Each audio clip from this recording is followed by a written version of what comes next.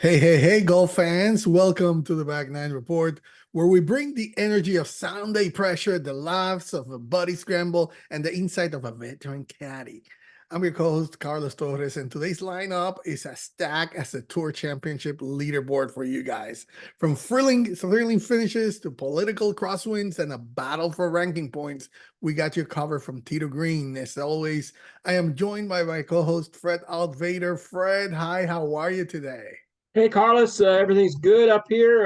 Getting ready to play some golf. I'm warming up and I'm getting out. I'm in some tournaments. I'm ready to go, man. Let's do it. Spring finally arrived. Well, it's getting here. Yesterday was beautiful. Today a little cool, a little windy, but it's okay. It's not too bad. No snow.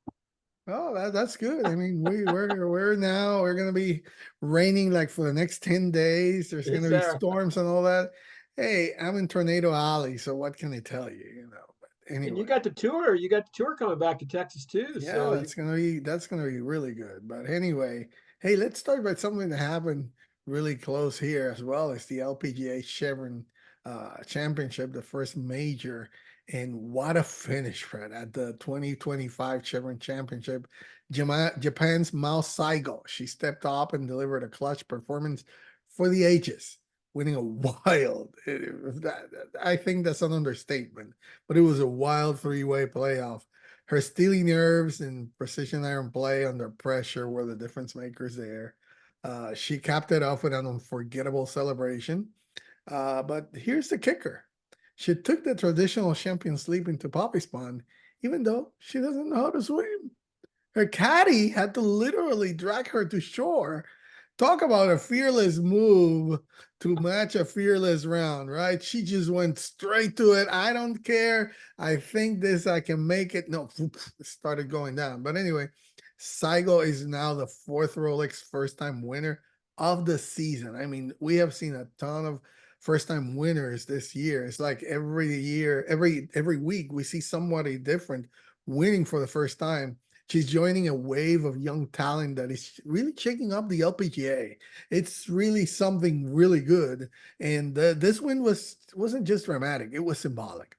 The LPGA's global appeal is fast rising, and Saigo's poised to be a major star. We also have to give props to Nelly Corda and Nathaya Thitikul, who made it a fierce finish. The playoff showed just how deep and competitive the LPGA has become. And we were talking about this last week, Fred, about how incredible it is that we don't see any more South Koreans who used to dominate. They could have a single team for them to go against the world. And right now we see from everywhere. If this is a preview of what's to come, 2025 could be the most electric LPGA season yet, Fred. yeah, this Saigo won, but Jutanagon kind of gave this away, right? Just she had it won. She had a shot lead going into the 72nd hole and hit just a terrible chip shot. Terrible. Chunked it. It only went just a few yards. And so she ends up making bogey, lets everybody back in, and now we got a five-way playoff.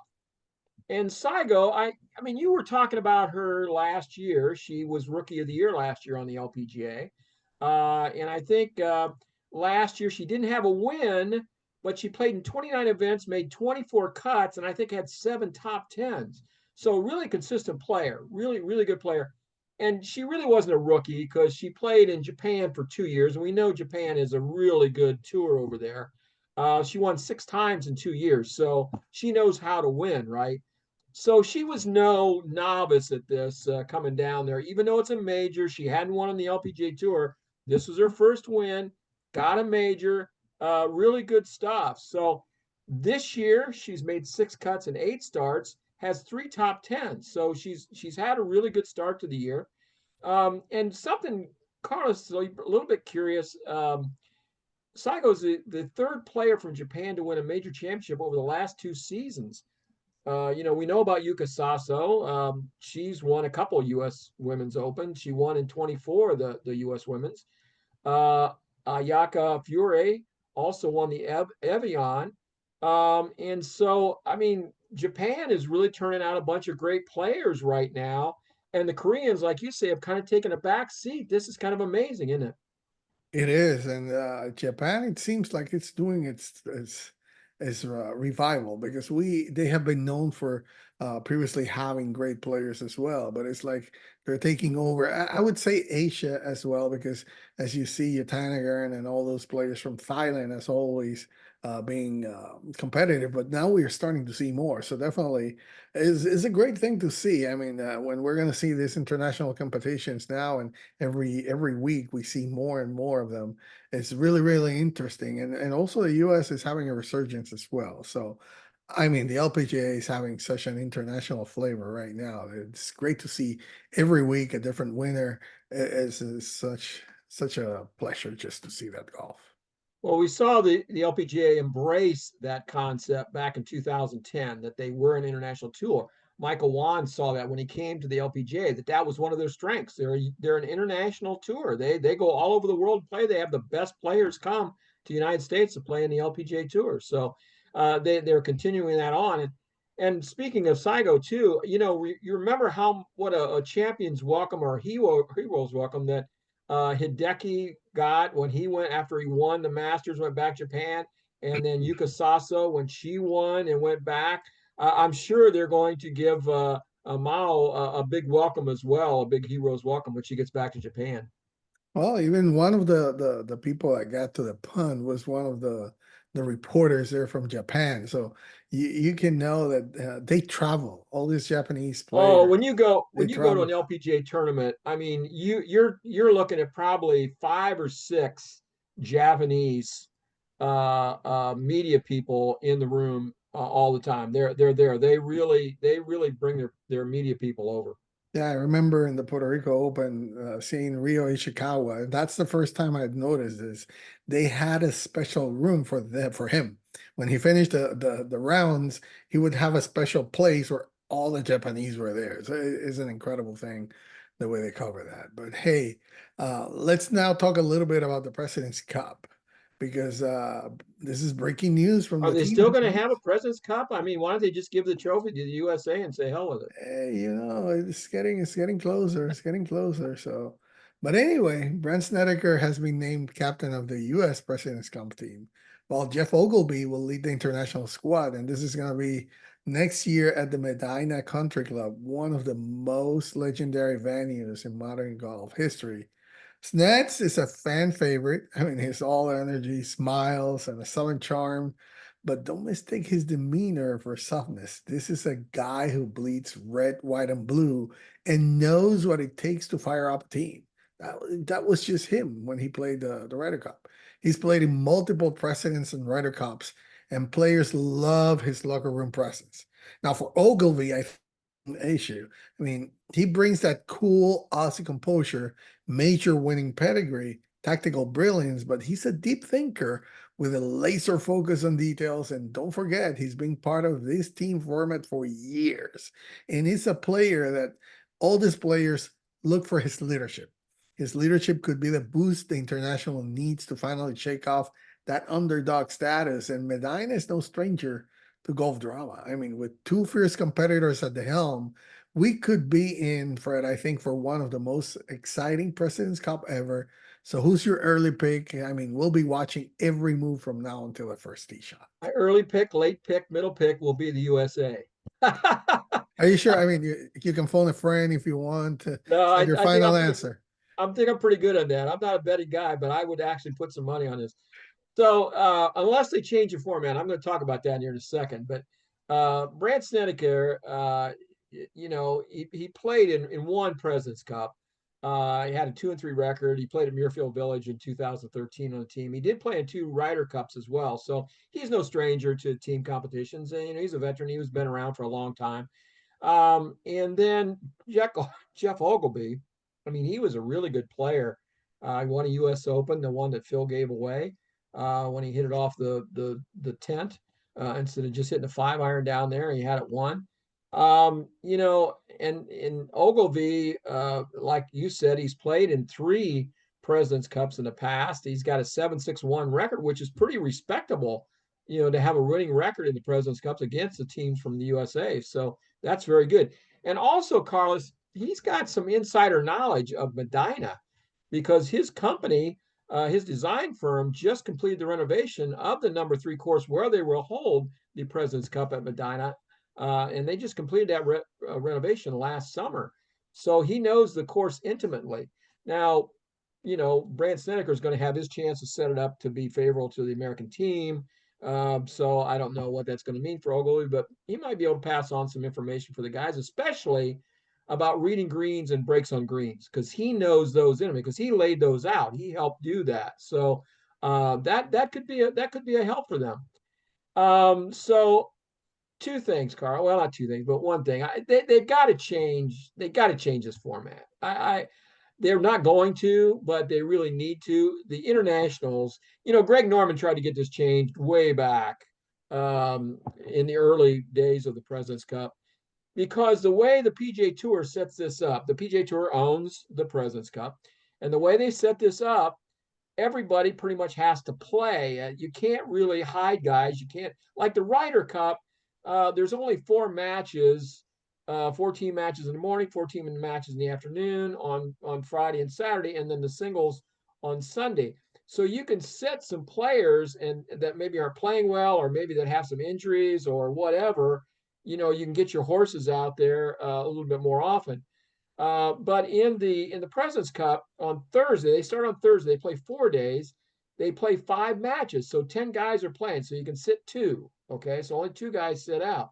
On Friday, same deal, 5 matches. So you got 10 guys playing. You only sit 2. So 2 guys sit out on Thursday. 2 guys sit on Friday. Now on Saturday they do play a morning session and afternoon session. So they only play 4 matches. So again, you've got 4 guys setting out. But then you got everybody playing in Sunday singles. So this really adds a couple of points, really, for the United States because they're so deep. Okay. Because they've got deeper squads. You're playing more of the guys on those first 2 days. It really is an advantage for the United States. They need to cut that back. It needs to be more like the Ryder Cup format, where you only play 4 matches, morning and afternoon, on Friday, Saturday, and that would help. I tell you what, I really think the Canadians, or the Canadians, the internationals could have had a really good shot of winning in Canada last year if they would have not had to play those other couple matches and put some guys out there that weren't quite ready for prime time. So I don't, if they don't change this, the United States is going to keep winning because they're just deeper. They're going to win the singles. They're going to win 8 matches out of the 12 singles, probably, or 7. And then they go in usually leading because they've got those extra matches where you've got to run everybody out there on Thursday and Friday. So I don't see this changing much, Carlos. I think the United States is going to keep dominating the President's Cup as long, and it's just it's amazing to me how the Ryder Cup, the Europeans can dominate in that thing. Okay. And so they got Rory and they got 4 or 5 guys that they run out there, and those are the horses, those are the guys they play. Okay. But the President's Cup, the internationals can't do that because they got these extra matches they got to play. So that's my take on the whole President's Cup thing. I think Brandt Snedeker's great. I like Jeff Ogilvy. I liked watching them. I liked watching them when they're playing. I think they'll be great captains. I like Medina. Matter of fact, I think I'm going to try and go to the event when it's there next year. It's all good, but I think they need to change the format to get the internationals a better chance at winning, Carlos. Yeah, I think ratings is what is going to be all about. I mean, if you don't get the ratings, if this keeps going that way and it keeps even being more lopsided, then definitely something's got to give and something's got to change. But we'll see how that goes. Now, next up, let's talk about a swirling debate across the pond, the potential return of Turnberry to the Open Rota.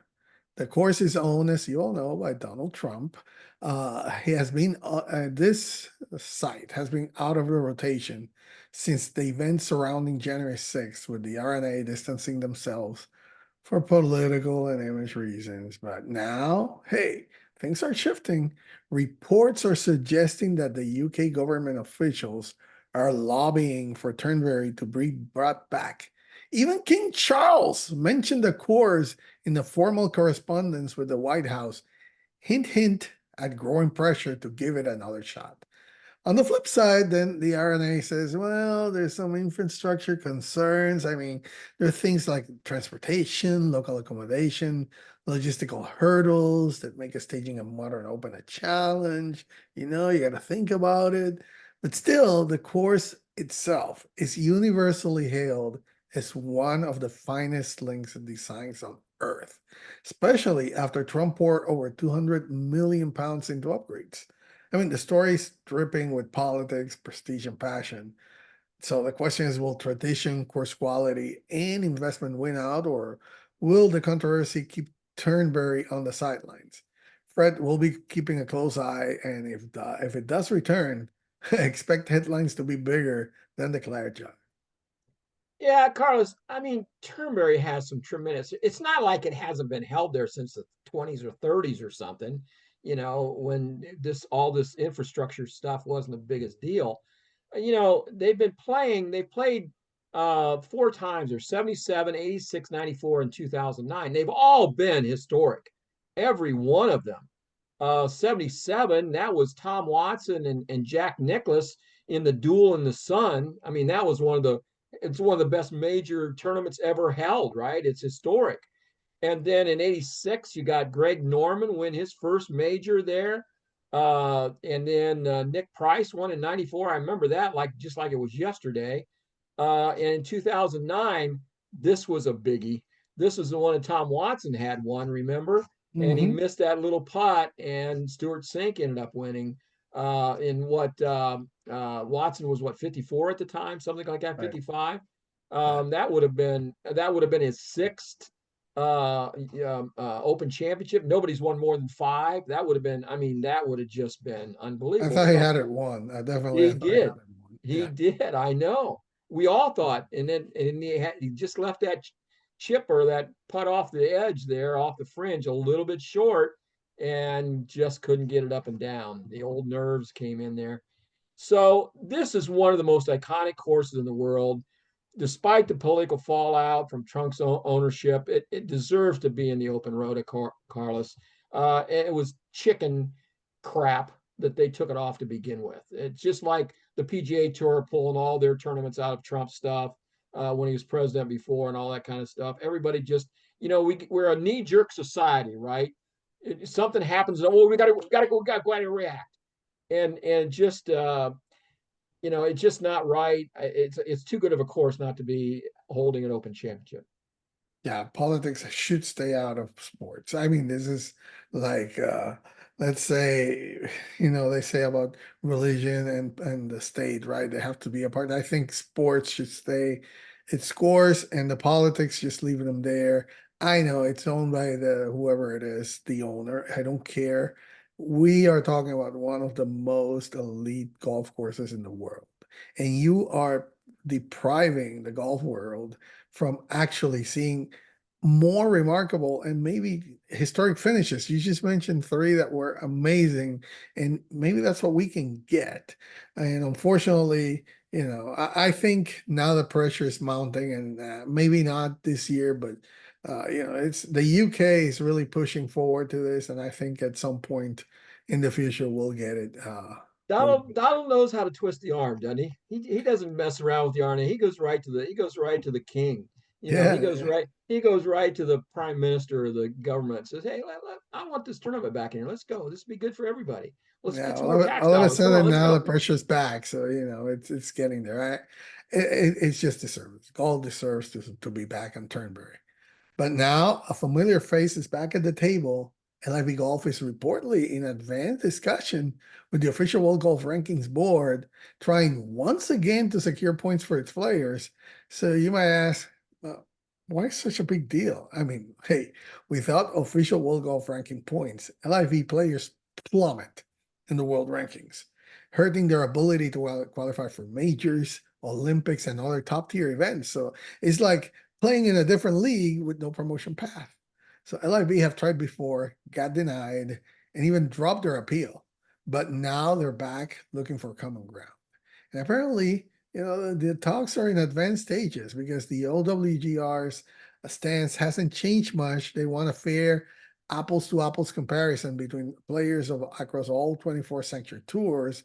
The LIV has limited fields, no cuts, and team-based format that doesn't quite fit the mold. But with global pressure mounting, and again, here's more peer pressure, big names being left out of majors, talks have resumed. So in the OWGR's court, if a promise can be reached, it could reshape the pro golf landscape and reignite the divide between traditionalists and disruptors, Fred. So either way, people grab your popcorn because this saga is far from over.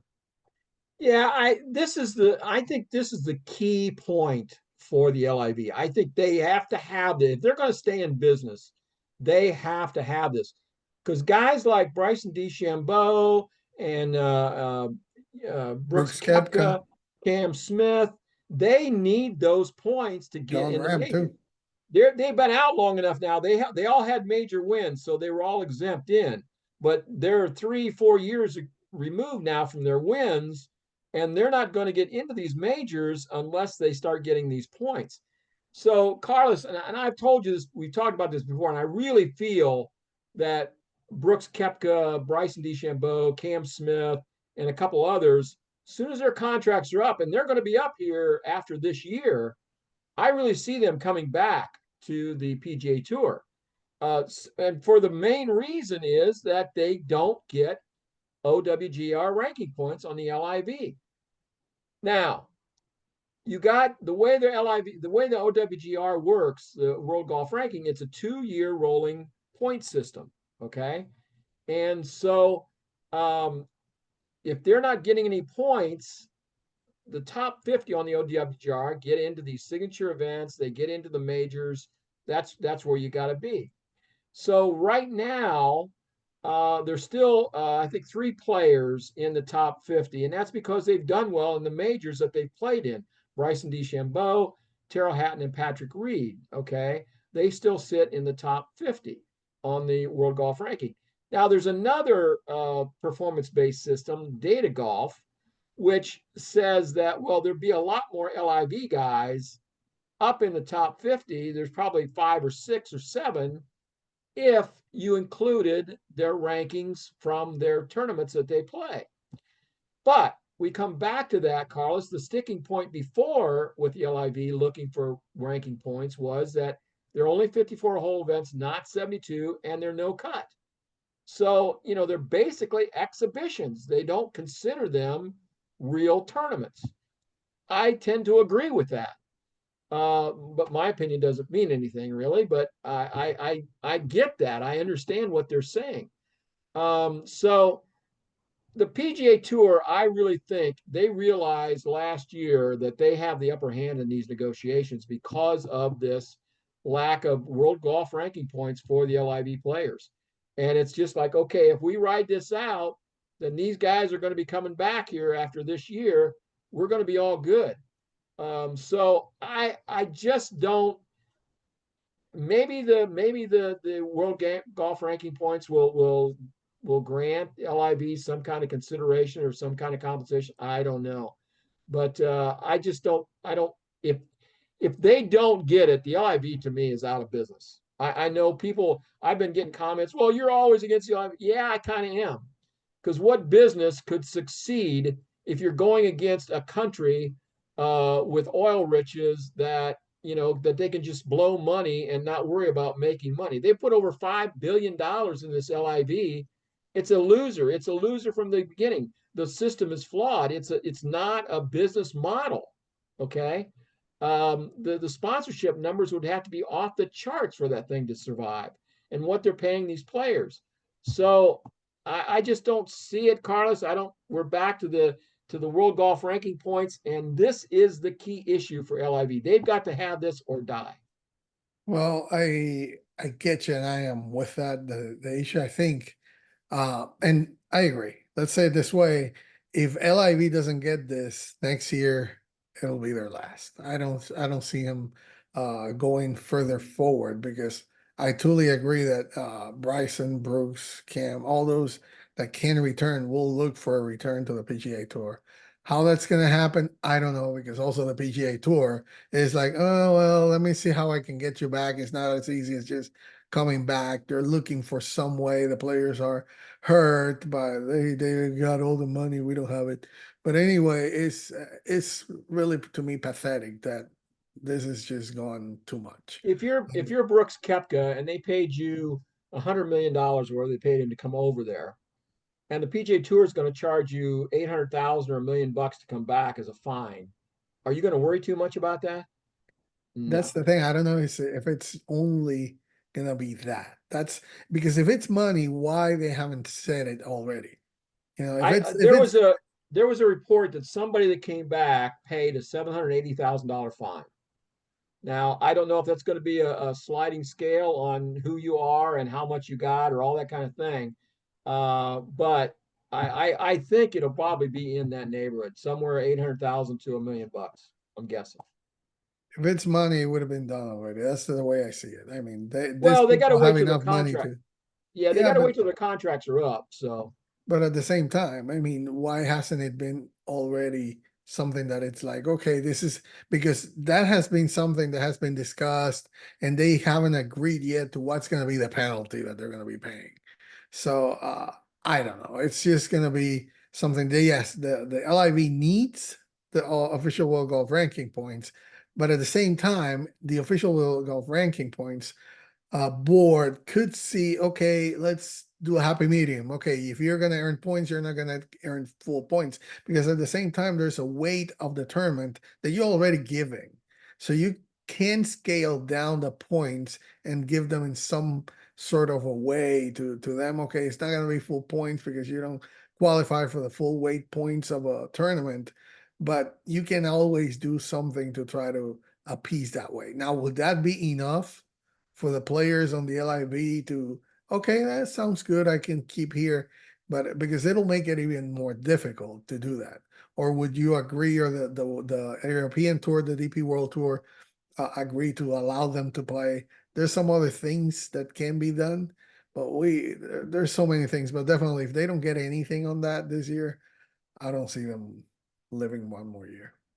yeah, that's a unique concept. I mean, they could, instead of saying, okay, so like if you play in a major championship and you win that, you get like 20% more points, ranking points, than if you win a regular tournament. Or even if you win a signature event, you get more points than a regular tournament. So you could say maybe an LIV event gets 50% or 60% of what like a regular PGA Tour event gets. I kind of get that a little bit. And again, these top guys will probably do well enough. They could get enough to stay. Look at the big loser in this thing right now is like Joaquin Neiman. I mean, the guy has won 3 times out of the last 5 events on the LIV. He's really hot. I thought he'd do a little bit better at the Masters than he did because he was coming in on such a roll. But if he were doing this on the PGA Tour, he'd be up in the top 10 or top 15 for sure. I don't know. Carlos, my thoughts on the LIV. I think it's unfair competition to the PGA Tour. I think it's just an exhibition. They're just paying these guys, and there's no incentive for them to really do well, except for the fact that they're athletes and they want to perform well. I don't think the emphasis there is to practice and get better. We can see that like Dustin Johnson. I think John Rahm has taken time off. I don't think he's competing as hard. You can see it now when he plays the major. He's just not. He's nowhere right now. So I just don't. I think this is a really big deal, whether or not they get official world golf ranking points. I think it's a really important thing for the LIV. Oh, we'll see. We could be close. Any final thoughts before we close? No, it's good news. Enjoyed watching the tournaments last weekend, the Zurich, the team event, and good stuff. That playoff, I watched a little bit of that the other night on the LPGA. So a lot of good golf coming up. We got a lot of great golf coming up in Michigan and Ohio and Indiana. Matter of fact, those golf journals are going to be out and they're going to be featuring the tournaments are going to be held. Like in Michigan, there's 2 LPGA events, 3 Epson Tour events, a Champions Tour event, and the Rocket Mortgage, the Rocket Classic, which is a PGA Tour event. So just 5, 6 years ago, there were 0 tournaments in Michigan, Carlos. 0. Now there's what, 8? That's amazing to me. It is. And that, my friends, is your complete card for this week's Back Nine Report. We covered from epic playoff splashes to captain's picks, royal nudges to rebel tours. Golf never takes a day off, and neither do we. Make sure to follow the show. Leave us a 5-star review if you're feeling generous, and hit us up on social with your takes. Hey, should Turnberry return? Will Ogilvy shock the red, white, and blue? And hey, how does Mao Saigo have more wins in the future? Until next time, rip it, and keep it classic on the Back Nine. Thank you for joining us.